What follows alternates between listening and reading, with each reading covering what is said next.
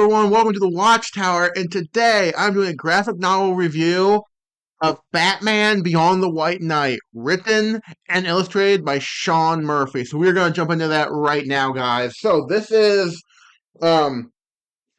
this is an ongoing series, part of the the White Knight line or the Murphyverse, however you want to call it. This is the fourth book in the line, so if you want to get caught up on this line and everything, there's a couple other books you have to read. So the first one is Batman the White Knight, right there. So then we have uh, Batman Curse of the White Knight. And then there's a tie-in that takes place between Curse of the White Knight and Beyond the White Knight called Batman White Knight Presents Harley Quinn. So those are the three books that have come before it. Um, and then this is the new book then. And this is one of my favorite ongoing line of books that's coming out right now. I absolutely love the story that's being told in these books. The art is absolutely gorgeous in these books. Sean Murphy is such a great artist.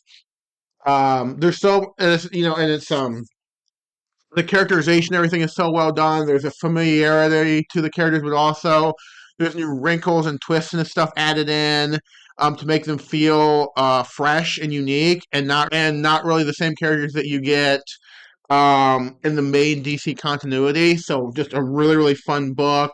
I absolutely love this whole line that's going through. So anyway, like I say, this is the fourth book in the series.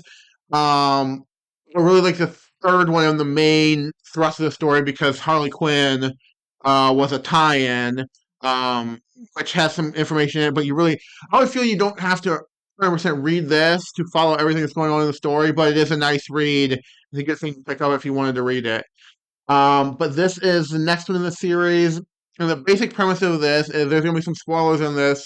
I'm going to some spoilers for the previous books.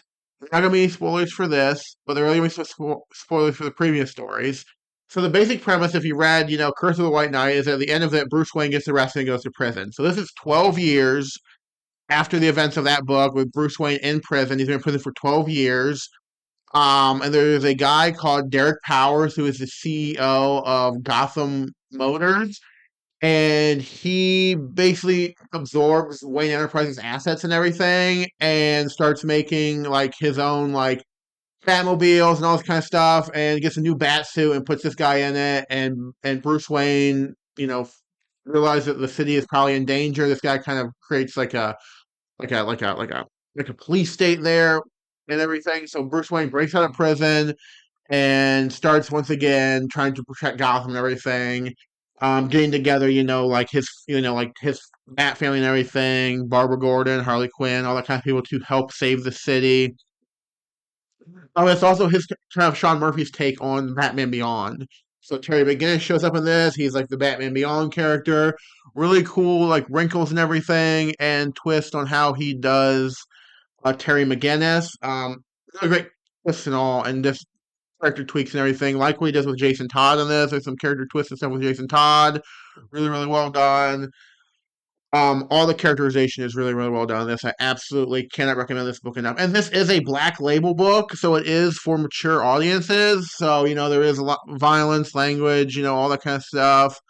So, keep that in mind if you're getting this or whatever, you're going to get it for a gift, that it is for more mature readers. But I think this is a phenomenal book. I cannot talk enough about how much I love this story. Sean Murphy is really firing on all cylinders, and I really like that he's found something that his niche within superhero comics, and he can kind of make his own and do what he wants to do with it and everything. Because his writing is fantastic. You might disagree with some of the stuff that he does or whatever. It might not be, kind of what you would want to do. For example, his version of Dick Grayson slash Nightwing is very different from the version that we have in main continuity. But I don't know. I kind of like the version. It makes him more human and more flawed. That's the big thing with all these characters are are very flawed individuals. It's very interesting to see that, yes, they're superheroes and they want to do the greater good, but they're very flawed individuals. And then you see his tweaks and his takes on these like classic characters. Artwork. I mean, what can I say about the artwork? The artwork is absolutely gorgeous. I mean, as some of you may know who's like read a lot of Sean Murphy stuff or everything, he really likes drawing automobiles and stuff and vehicles, and there's a plethora of different vehicles and stuff in this that he gets to draw and design that look really, really cool. The action looks great. The way he draws action and everything and lays out a page with the action is just so phenomenal. His artwork is really, really well done. And I really, really hope that nobody decides to like dive in and make a statue line based on these character designs because I'll have to buy some of them. I know XM is kind of doing some of their own thing or whatever, but I mean, if someone made a statue line of these characters, I would be in trouble because I mean, I really like the Red Hood design in this. Old Man Batman, his design, Old Man Bruce Wayne, I love his bat design and everything in this. It's really, really cool. So if someone made a statue line of this, I would be in trouble because they look really, really cool. But yeah, the artwork, this is a phenomenal book. I cannot recommend this enough. I always whenever I know that there's a new book in this line coming out, I look forward to it so much. I cannot wait for this stuff to come out. And I'm really excited to see where this story goes next. It sets it up in an interesting way. So it's just a phenomenal read. I highly recommend that you guys pick it up.